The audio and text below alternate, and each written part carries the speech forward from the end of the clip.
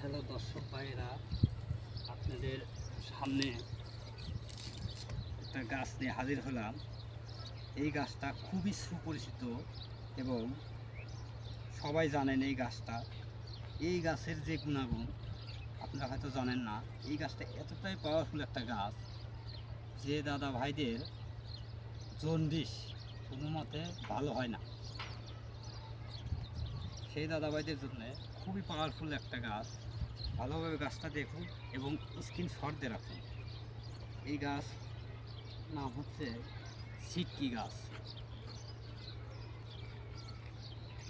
যে দাদা ভাইরা জন্ডিস কোনো প্রকারেই ছাড়ে না এবং অনেক ওষুধপাতি খাইছেন, ছাড়তেছে না, সেই দাদা ভাইদের জন্য এই গাছটা অত্যন্ত গুরুত্বপূর্ণ একটা গাছ।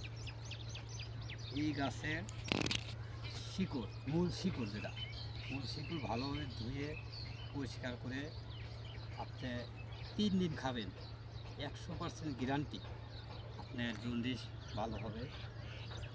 লাইক করবেন, শেয়ার করবেন, কমেন্ট করবেন পরবর্তী ভিডিও পাওয়ার জন্যে।